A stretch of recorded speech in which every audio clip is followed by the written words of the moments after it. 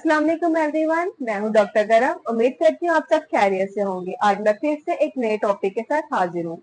आज हम लोग अर्कुन निसा को डिस्कस करेंगे। अर्कुन निसा मतलब शैटिक पेन, जिसको हम लोग शैटिका भी कहते हैं। आज मैं इसके साइन एंड सिम्टम्स बताऊंगी, आपको कॉजेज बताऊंगी और हम इसको किस तरह प्रिवेंट कर सकते हैं, और होम बेस्ड कुछ एक्सरसाइजेज भी मैं आपको इसकी डिटेल में बताऊंगी। इस सब को स्टार्ट करने से पहले हमें पता होना चाहिए कि शैटिक नर्व स्टार्ट कहाँ से होती है। ये हमारे पास बटक रीजन यानी कि हिप से स्टार्ट होकर थ्रू आउट द लेग जाती है, और इसकी थिकनेस हमारे पास हमारे अंगूठे की जितनी होती है। ये जो हमारे पास पाथवे था नर्व का, जो कि हमारे पास बटक रीजन से स्टार्ट होकर लेग्स तक जाती है, यही इसका पेन का भी रूट होता है। अब हमें पता होना चाहिए कि कौन सी ऐसी रीजन है जिसकी वजह से हमें शैटिका की प्रॉब्लम होती है। शैटिका बजाते खुद हमारे पास डिजीज नहीं है, ठीक है ना। ये हमारे पास एक सिम्टम है जो कि डिफरेंट डिजीजेस की वजह से हमें फील होता है। अब हमारे पास जो पहली रीजन होती है उसको कहते हैं डिस्क हर्निएशन, डिस्क बल्ज।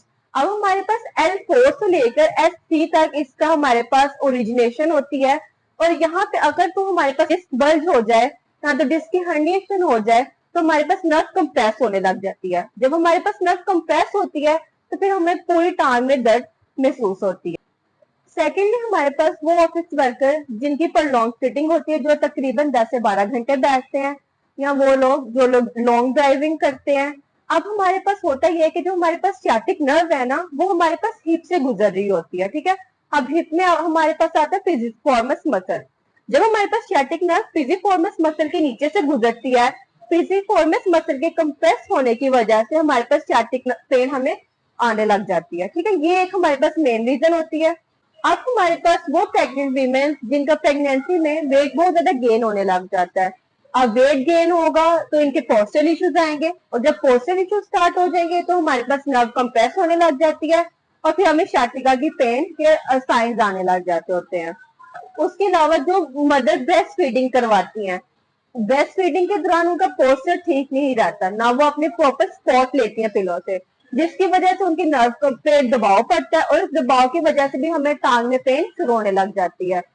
अब हमारे पास जो बूढ़े लोग होते हैं आफ्टर द एज ऑफ 50, ठीक है, अब हमारे पास जो मोरे होते हैं जिनको हम लोग कहते हैं, उनके जो सुराख होते हैं वो छोटे होना शुरू हो जाते हैं। जब हमारे पास L4 से S3 तक के सुराख छोटे होने लग जाएंगे तो हमारे पास नर्व कंप्रेस होने लग जाती है। अब हम लोगों को कौन सी ऐसी प्रेजेंटिंग कंप्लेंट्स होती है जो हमें सियाटिका में फील होती है। सबसे पहले इस तरह फील होगा कि जैसे चुनकियां रेंग रही है हमारी टांग में, ठीक है, या तो टिंगलिंग सेंसेशन मतलब चुभन वाली फील होने लग जाती है, सुनपन महसूस होता है, ठीक है।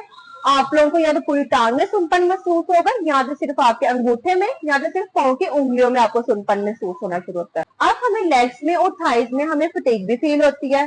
जो सियाटिका के पेशेंट्स होते हैं उन्हें स्टैंडिंग में, वॉकिंग में, सिटिंग में बहुत ज्यादा इश्यू होता है। इस वजह से उन्हें रिकमेंड किया जाता है आप ज्यादा से ज्यादा लेटे। अब हम लोग इसको डायग्नोस किस तरह करते हैं, तो हमारे पास कुछ टेस्ट होते हैं जिसके थ्रू हम इसको डायग्नोस कर सकते हैं, जो फिजिकल थेरेपी में हमारे पास आता है। दूसरा, हम लोग इसका सीटी स्कैन भी करवा सकते हैं, MRI वगैरह भी करवा सकते हैं। अब हम लोग इसकी पेन मैनेजमेंट देखते हैं कि हमने इसको मैनेज किस तरह करना है, ठीक है। तो पहले हमारे पास होते हैं मेडिकेशन। मेडिकेशन से हम लोग पेन रिलीफ तो हमें आ ही जाएगा। उसके बाद हम लोग को जब पेन रिलीफ आने लगता है तो हम लोग फिजियोथेरेपी की तरफ जाते हैं, क्योंकि हमारे पास जो केसेस होते हैं वो 80 to 90% हमारे पास फिजियोथेरेपी से रिकवर हो जाते हैं।